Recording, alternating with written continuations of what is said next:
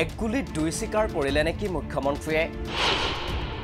নাম জোপালে আৰ্থিক দৈন্যতা উদুকুৱালে ৰহতে নাম থোৱাৰ সুযোগহে ললে নেকি মুখ্যমন্ত্ৰীয়ে গুৱাহাটীত অনুষ্ঠিত হৈছে জিলা আয়ুক্ত সন্মিলন সোমবাৰৰ পৰা অনুষ্ঠিত সন্মিলনত মুখ্যমন্ত্ৰী ডক্টৰ হিমন্ত বিশ্ব শৰ্মাই জিলা আয়ুক্তসকলৰ লগত কেইবাটাও গুৰুত্বপূৰ্ণ বিষয় আলোচনা কৰে বুলি নিজেই সামাজিক মাধ্যমৰ লগতে সংবাদ মাধ্যমযোগে অৱগত কৰে মুখ্যমন্ত্ৰীগৰাকীয়ে নিজৰ ফেচবুক লাইভৰ জৰিয়তে কয় যে বিভিন্ন জিলালৈ যেতিয়া মুখ্যমন্ত্ৰী বা আন মন্ত্ৰীসকল যায় তাত যাতে চৰকাৰী খৰচত ৰাজকীয় খাদ্য সম্ভাৰৰ যোগাৰ কৰা নহয় বৰঞ্চ নিৰামিষ খাদ্যহে যোগাৰ কৰাৰ নিৰ্দেশ দিয়ে মুখ্যমন্ত্ৰীগৰাকীয়ে তদুপৰি তেওঁৰ কনভয়ত যাতে গাড়ীৰ সংখ্যা কমায় অপ্ৰয়োজনীয়ভাৱে গাড়ীবোৰৰ দীঘলীয়া শাৰী কৰাৰ প্ৰয়োজন নাই বুলি দোহাৰে মুখ্যমন্ত্ৰী শৰ্মাই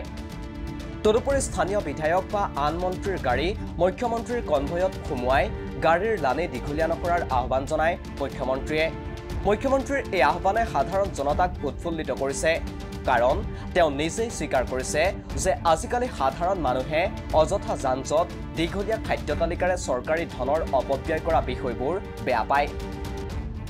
তদুপৰি মুখ্যমন্ত্ৰীয়ে একেখন বৈঠকতে জিলা আয়ুক্তসকলক বাঁহৰ বেৰিকেড তৈয়াৰ কৰি জনতাক মুখ্যমন্ত্ৰীৰ কাষলৈ যোৱাৰ ক্ষেত্ৰত বাধাৰ সৃষ্টি নকৰিবলৈ আহ্বান জনায়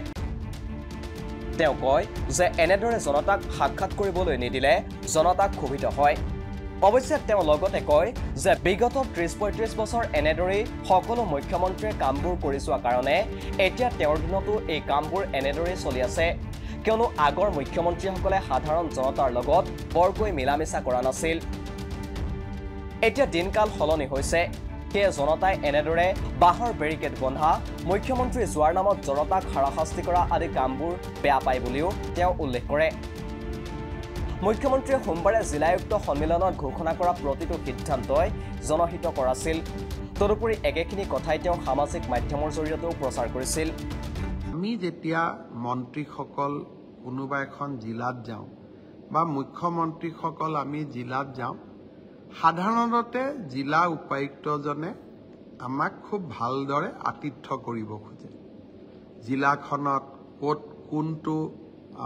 ভাল মিঠাই পায় ক'ত ভাল খোৱা বনায় সেই ধৰণে অলপ তেওঁলোকে ব্যৱস্থা কৰে আৰু এই ব্যৱস্থাটো আজিৰ পৰা নহয় মুখ্যমন্ত্ৰী হিতেশ্বৰ শইকীয়া থকাৰ দিনাখনৰ পৰাই মই প্ৰত্যক্ষ কৰি আহিছোঁ এটা সময় আছিলে যেতিয়া এইবিলাক কথা চলি গৈ আছিলে কিন্তু মই যেতিয়া মুখ্যমন্ত্ৰী হলোঁ প্ৰথম 6 মাহ যোৱাৰ পিছতে মই অনুভৱ কৰিলোঁ যে এজন মানুহ খাবও নোৱাৰোঁ ইমান ডাঙৰ এটা আয়োজন কৰাৰ প্ৰয়োজন কি মই মুখ্যমন্ত্ৰী হৈ এখন নিৰ্দেশ দিলোঁ যে মই যেতিয়া কোনোবা জিলাত যাম মোৰ খোৱাটো সিম্পল ভেজিটেৰিয়ান ফুড হ'ব লাগে অৰ্থাৎ এখন ভাজি এটা তৰকাৰী দালি ভাত যদি মোৰ কিবা বেলেগ খাব মন যায় আমাৰ বিজেপি দলৰ কাৰ্যকৰ্তা সতীৰ্থ মন্ত্ৰী বিধায়ক কাৰোবাৰ ঘৰত গৈ মই খাই আহিম কিন্তু চৰকাৰী যিটো ব্যৱস্থা সেইটো সাধাৰণ নিৰামিষ হ'ব লাগে আজি মই জিলা উপায়ুক্তসকলক কৈছোঁ যে মই মুখ্যমন্ত্ৰী হৈ থকা দিনলৈকে আপোনালোকে আৰু দ্বিতীয়বাৰ কেতিয়াও ডাঙৰকৈ কোনো খোৱা নাপাতিব আৰু যদি চৰকাৰী অনুষ্ঠানো হয় আপোনালোকে নিৰামিষৰ বাদে আন কোনো খোৱাৰ ব্যৱস্থা নকৰিব যদি কোনোবা মন্ত্ৰীও যায় তথাপিতো নিৰামিষ হ'ব চৰকাৰৰ যদি কিবা অনুষ্ঠান হয় তাৰো খোৱা নিৰামিষ হ'ব আৰু সাধাৰণ নিৰামিষ হ'ব এতিয়া প্ৰায় সংখ্যক লোকৰে মনলৈ অহা প্ৰশ্নটো হ'ল যে মুখ্যমন্ত্ৰীয়ে এই সিদ্ধান্তবোৰ চৰকাৰে 3টা বছৰ সম্পূৰ্ণ কৰাৰ পিছতহে কিয় ল'লে বিগত 9খন কেবিনেট মিটিংছে ৰাজ্যৰ বিভিন্ন প্ৰান্তত অনুষ্ঠিত হৈছিল আৰু আটাইবোৰতে ৰাজকীয় খাদ্য সম্ভাৰেৰে মন্ত্ৰীগণক আপ্যায়ন কৰা হৈছিল সেয়া তেওঁ গম পোৱা নাছিল নেকি তেওঁৰ কনভয়ত ইমান সংখ্যক গাড়ী যায় তেওঁ কৰবালৈ গ'লে যানজঁটৰ সৃষ্টি হয় এই বিষয়বোৰ মুখ্যমন্ত্ৰীৰ চকুতেই পৰা নাছিল নেকি যদি মুখ্যমন্ত্ৰীয়ে এই বিষয়ে অৱগত নাছিল তেন্তে আপোনালোকক মনত পেলাই দিওঁ এটা বিশেষ ভিডিঅ' য'ত ধেমাজি কেবিনেটৰ ৰাজকীয় কাৰবাৰক লৈ খুমটাৰ বিধায়ক মৃণাল শইকীয়াই সমালোচনা কৰিছিল কিন্তু মুখ্যমন্ত্ৰীয়ে তাৰ প্ৰত্যুত্তৰত অধিক জাকজমকতাৰে কেবিনেট বৈঠক অনুষ্ঠিত কৰাৰ কথাহে কৈছিল।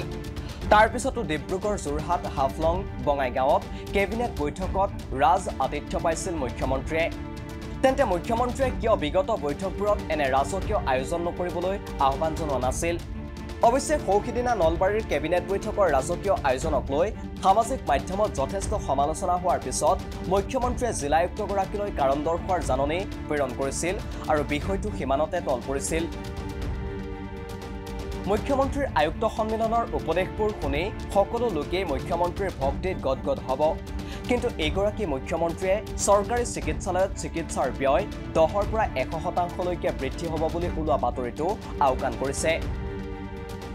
সৌসিদিনা আয়ুষ্মান কাৰ্ডৰ জৰিয়তে আগবঢ়াই থকা বহুবোৰ সুবিধা বন্ধ কৰাৰ বিষয়টোতো মুখ্যমন্ত্ৰীয়ে চৰকাৰী চিকিৎসা উন্নত কৰাৰ বাবে এনে সিদ্ধান্ত লোৱা বুলি ঘোষণা কৰিছিল। আয়ুষ্মানৰ জৰিয়তে ব্যক্তিগত চিকিৎসালয়ত আগবঢ়োৱা বহুবোৰ সুবিধা বন্ধ কৰাৰ পিছতে এবাৰ চৰকাৰী চিকিৎসালয়ত খৰচ বৃদ্ধি হোৱাটোৱে জনতাক যথেষ্ট হাৰাশাস্তিৰ মাজলৈ ঠেলি দিব। কিন্তু মুখ্যমন্ত্ৰী এই বিষয়ত নিমাত। চৰকাৰী চিকিৎসা ব্যয় বৃদ্ধি, কনভয়ত গাড়ীৰ সংখ্যা কমোৱা, নিৰামিষ খাদ্যৰ সংযোজন আদিয়ে আন এটা প্ৰশ্নৰহে অৱতাৰণা কৰিছে। সেয়া হ'ল মাহে মাহে ঋণ লোৱা চৰকাৰখন ভয়ংকৰ আৰ্থিক সংকটত পৰা নাইতো। নহলে ধেমাজিৰ প্ৰথম কেবিনেট বৈঠকৰ পিছতো কোনো সমালোচনাত হাৰ নমনা মুখ্যমন্ত্ৰীয়ে কিয় এইবাৰ নিৰামিষ খাদ্যৰ সংযোজনৰ বিষয়টো উত্থাপন কৰিলে? একেটা সময়তে আয়ুষ্মানৰ সুবিধা হ্ৰাস আৰু চৰকাৰী চিকিৎসাৰ ব্যয় বৃদ্ধিৰ জৰিয়তে এসময়ৰ ৰাজকীয় আয়োজনৰ বোজা কমাই জনতাৰ ধনেৰে সেইবোৰৰ জোৰা তাপলি মাৰিব খোজা নাইতো। আয়ুষ্মান ভাৰতৰ জৰিয়তে জনতাক সুবিধা আগবঢ়োৱা বহুবোৰ ব্যক্তিগত চিকিৎসালয়ে চৰকাৰৰ পৰা চিকিৎসাৰ নামত আগবঢ়োৱা সেৱাৰ ধন লাভ নকৰাৰ অভিযোগো কিন্তু নতুন নহয়। এইটোহে এতিয়া লাখটকীয়া প্ৰশ্ন। নিউজ ডেস্ক ৰিপোৰ্ট, দি ক্ৰছ কাৰেণ্ট।